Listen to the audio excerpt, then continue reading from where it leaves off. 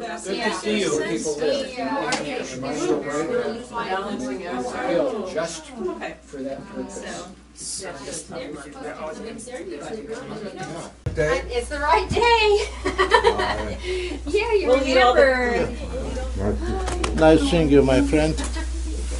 Last April, I suddenly went to the hospital with a blood clot that almost killed me, scared the heebie-jeebies out of me. And when I got home, there was the biggest, most beautiful bouquet from Elias. For a beautiful And woman. funny. And I knew that I mattered to them. And oh my God, it mattered a lot to me. Came from the heart.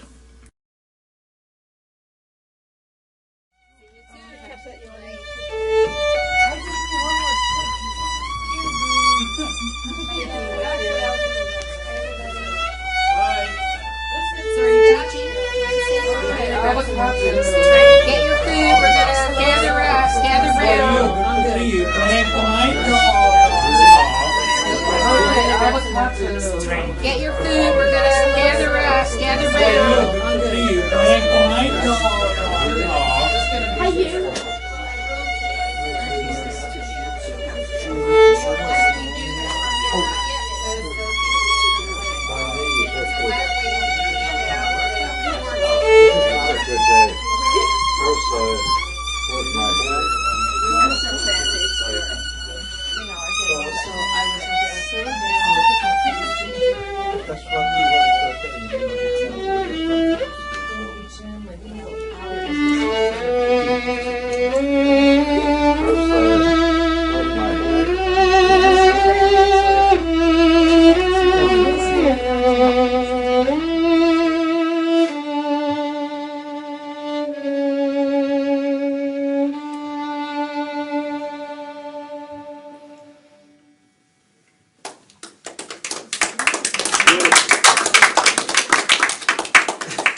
Perfect piece of music for tonight. That was Meditation from Thais. perfect. What a beautiful way to start. So, for Edwin, who is visiting us tonight from the East Bay, and who is very interested in the meaning of empathy, he asked if he could visit us tonight and put on film our expressions of how we experience empathy in our lives for this, our 215th meeting of the San Mateo Jewish-Palestinian Living Room Dialogue. Beautiful. Let's have a moment of silence, a moment of prayer.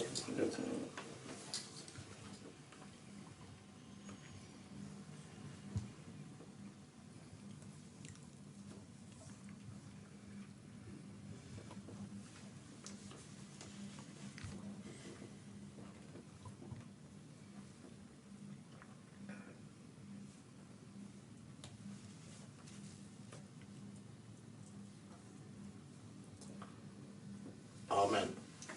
Thank you, Elias.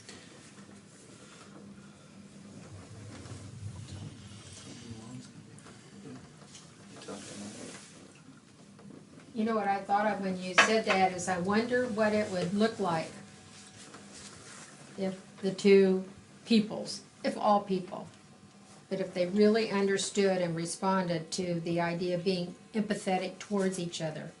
I wonder what that means and what it would look like if that could happen.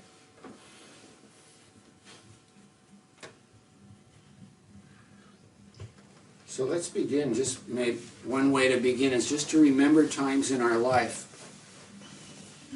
when we refused to receive empathy or to give it, or when we experienced receiving it or offering it to somebody.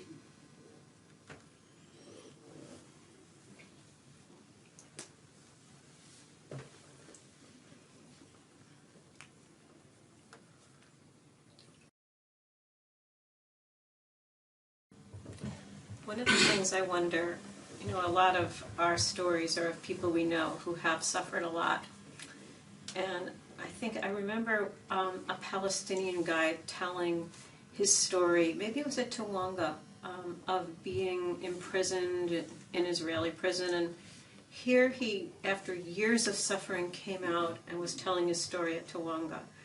And I think about Holocaust survivors who come out, and or bereaved parents. What is it in a person like Mandela who will lead them to take suffering and transform it into good, rather than transform it into hatred and destruction? And what are the ways to, I just wonder, is there a way to help ourselves do that? To help other people transform suffering into good rather than, and lead it away from destruction and hatred?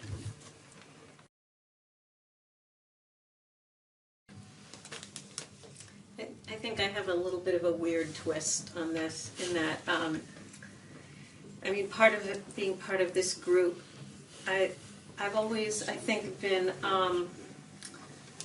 naturally aligned with the underdog. And so I've always had a strong feeling for Palestinians. And if anything, in the last year or two, I think maybe I spent a bunch of time in Israel this fall because of my health, is trying to understand the passion on the side of Jews and where their fear of annihilation has come from. And I know it historically. I am a Jew. I know about the Holocaust. But somehow that's not as close to my experience as the suffering of Palestinians. And so for me, it's been more of a struggle to hear and understand the Jewish side of the story, my own, my own background side of the story. Mm-hmm. And I can't tell you why. It's just my struggle. And I think for any solutions, you have to be able to simultaneously hold two stories, mm-hmm. because both are true and both are crucial. Sometimes an act of kindness before you feel it leads to a feeling, and that right behavior can lead to right feeling. Mm-hmm. And so that, the challenge is even like acknowledge, okay, I want to throttle this person, but I'm going to act with kindness. Mm-hmm. And then boom, that's what shifted it. Yeah, Judy brought up the notion that she grew up maybe too empathetic or always empathetic. And I'm thinking of like an anthropological perspective, which is the notion that human beings try to make meaning and they behave rationally in some system of meaning making.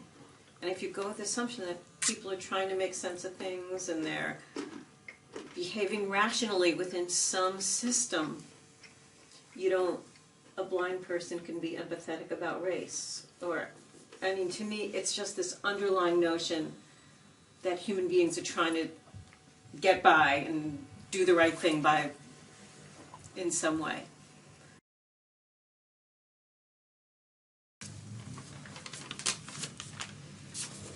Yeah, I'll take away a couple of things that people have said.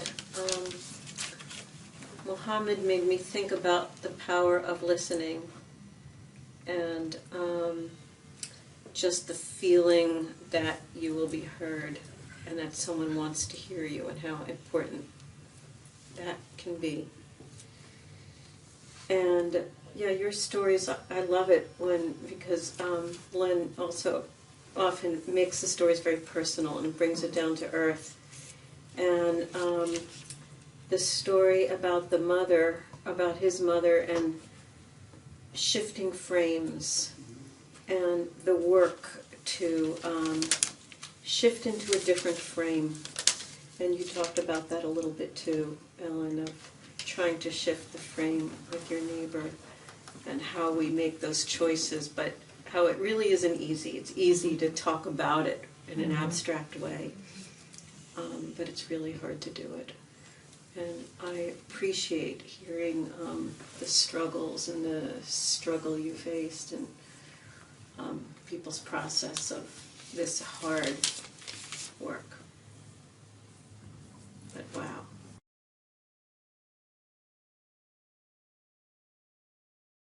I don't know how much it showed tonight, but it's just my wish that you get a sense that in this group, listening to each other's stories, I think, has been very transforming. And you never know when it's going to happen. Like, you know, you come to the meeting, you never know when someone's story or someone's grief or sometimes it'll be catalyzed by events like when Gaza was so under siege. You felt transformed through this process. Group has taught me. This group, in part, I'm newer in this group because I'm adopted temporarily until I go home to San Francisco. But I've learned so much from people here who have really changed me.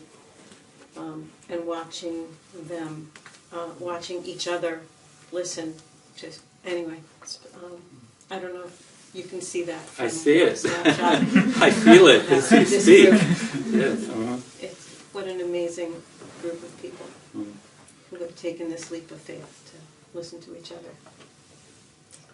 Invite us to cons when you go. Yeah, okay. That would be great. Thank you Yes, for this was being very fun. interested and generating such a really important topic. Yeah, thanks for doing this little interview with me. I'm always behind the camera, so this was a lot of fun. So you can put yourself with it. Okay. Produced, Thank you, acted, good job. by And I think we all signed a paper, right? Everybody signed a release? yes.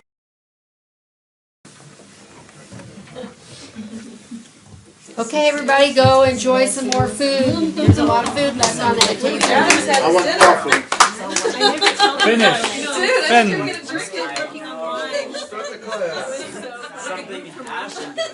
Oh, yeah? Instead, we have the opportunity to make a habit of empathy, to recognize ourselves in each other.